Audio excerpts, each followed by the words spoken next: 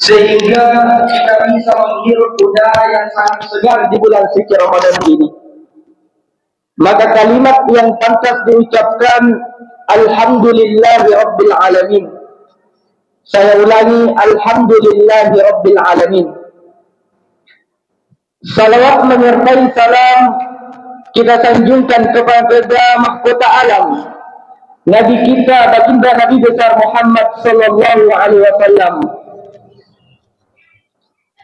Suatu ketika Rasulullah sallallahu alaihi wasallam melihat ada malaikat yang begitu banyak jari-jarinya, ribuan jari-jarinya.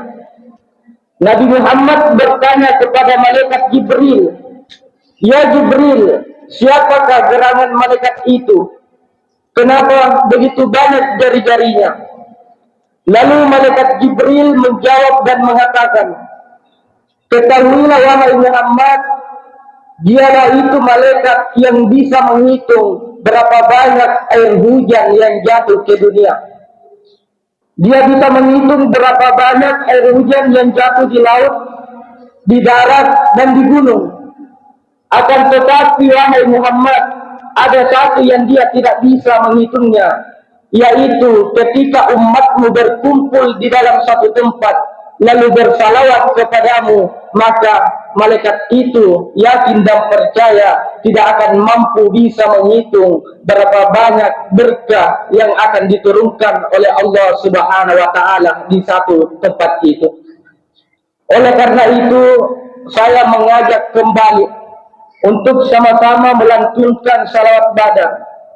Insya Allah ribuan malaikat akan menyaksikan kita pada malam hari ini dan akan menurunkan keberkahan yang besar dari Allah Subhanahu wa taala. Sama-sama kita semua dengan semangat. Salatullah, salamullah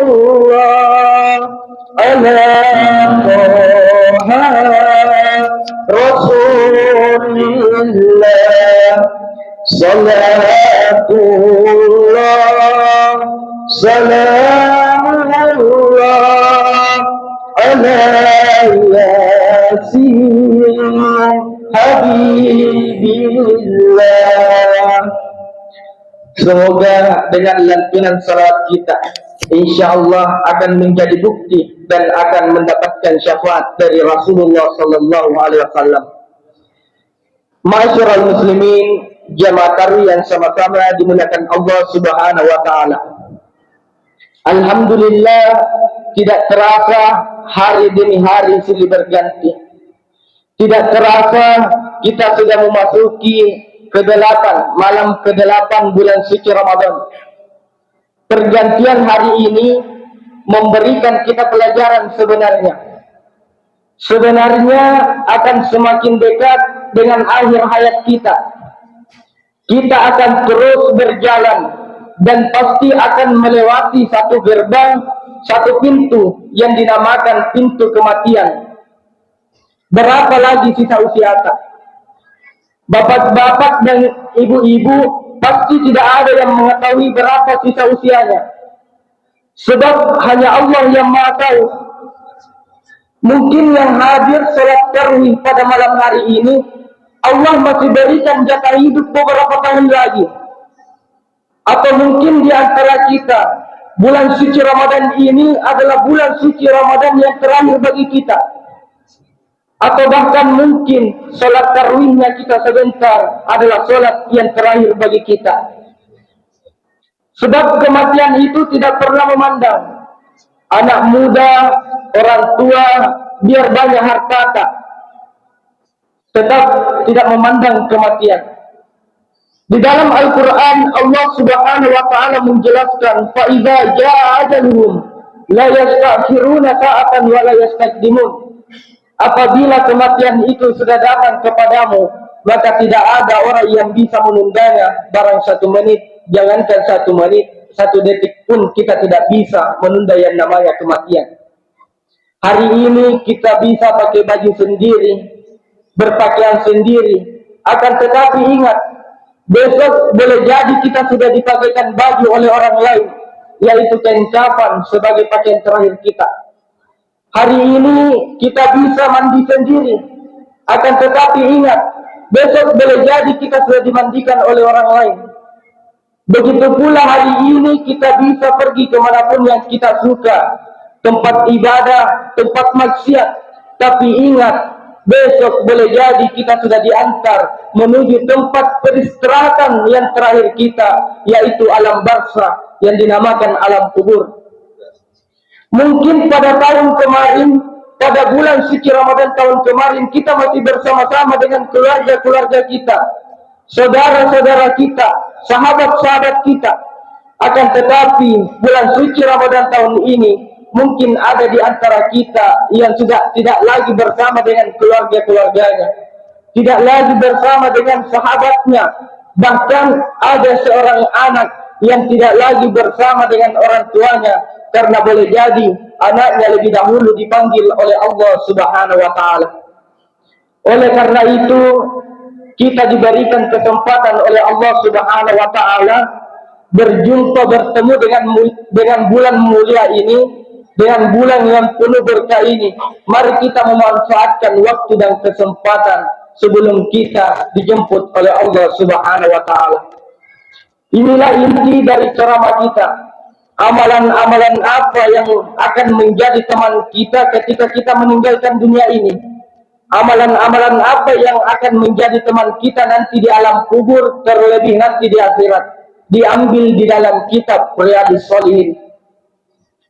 Yang pertama kata Rasulullah SAW, barang siapa yang senantiasa rajin melaksanakan sholat 5 waktu, barang siapa yang senantiasa rajin melaksanakan sholat 5 waktu, maka sholatnya itu akan menjadi lampu, sholatnya itu akan menjadi penerang di dalam kuburnya. Oleh karena itu, jangan pernah menganggap remeh yang dinamakan sholat. Karena ada tuh itu orang ringan sekali kakinya kalau pergi di warkop, akan tetapi kalau pergi di masjid berat sekali kakinya. Kenapa seperti itu? Karena kita menganggap sholat itu adalah beban. Padahal Allah menciptakan sholat itu untuk menghilangkan beban kita. Ada satu ungkapan, jika kaki kamu tidak bisa membawamu pergi ke masjid, jika kaki kamu tidak bisa membawamu pergi ke masjid, maka bagaimana kakimu itu bisa mengantarmu, membawamu menuju ke surganya Allah Subhanahu wa Ta'ala. Oleh karena itu, jangan pernah meremehkan yang dinamakan sholat. As-sholatu imanuddin, faman tarakaha faqad hadamaddin.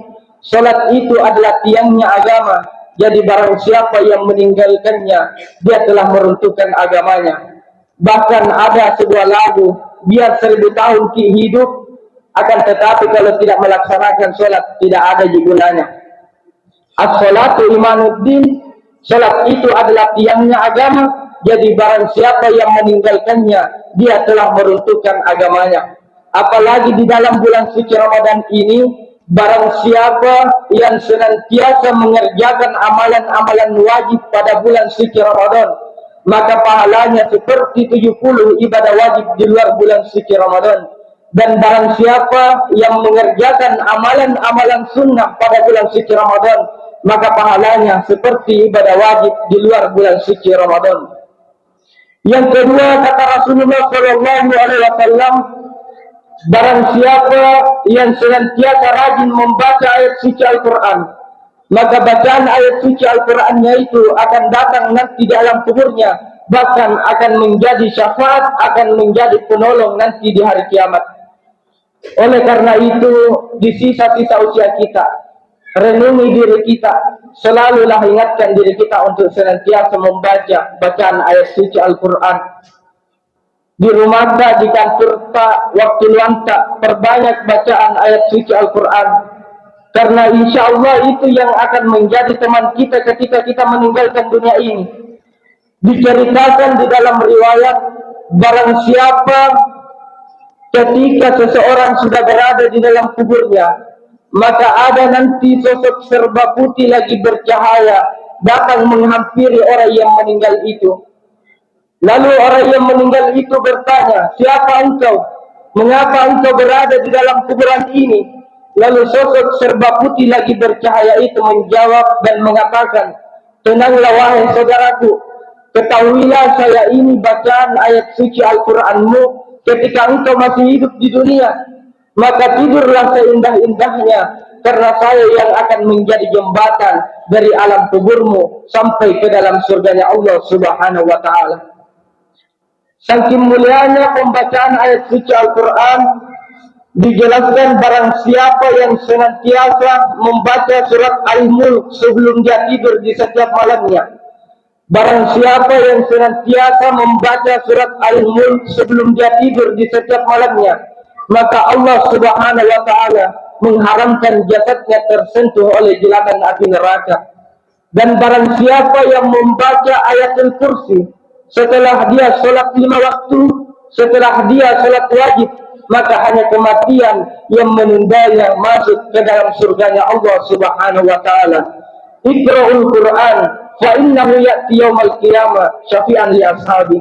Bacalah Al-Quran, karena sesungguhnya Al-Quran itu adalah penolong yang nyata yang akan menjadi syafaat ketika kita berada di hari kiamat. Ma'asyiral muslimin, jamaah tarawih yang sama-sama dimuliakan Allah Subhanahu wa Ta'ala. Yang terakhir, marilah di dalam bulan suci Ramadan ini kita perbanyak istighfar. Karena sungguh merugilah orang-orang yang bertemu dengan bulan suci Ramadan, akan tetapi dia belum mendapatkan pengampunan dari Allah Subhanahu wa Ta'ala. Tiap tahun kita bertemu dengan bulan suci Ramadan, akan tetapi belum mendapatkan pengampunan dari Allah Subhanahu wa Ta'ala. Oleh karena itu, ada di rumah tak, di desa, di kantor tak, terbanyak kalimat Astaghfirullahaladzim alladzi la ilaha illa huwal hayyul qayyum wa atubu ilaih. Masih berat-berat kita rasa, persingkat lagi menjadi Astaghfirullahaladzim.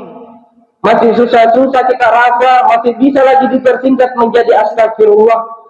Tapi cukup sampai di Astagfirullah saja, tidak boleh lagi disingkat menjadi Astaga dan sebagainya. Semoga yang sedikit ini bermanfaat. Mari kita sama-sama menutup ceramah ini dengan berdoa kepada Allah Subhanahu wa Ta'ala. Amin. A'udzubillahi minasyaitonirrajim. Bismillahirrahmanirrahim.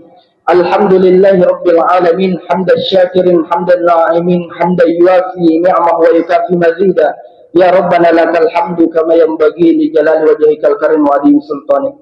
Ya Allah, Tuhan yang Maha Penyayang, hanya rahmat dan kasih sayang-Mu lah sehingga segala aktivitas kami berjalan lancar.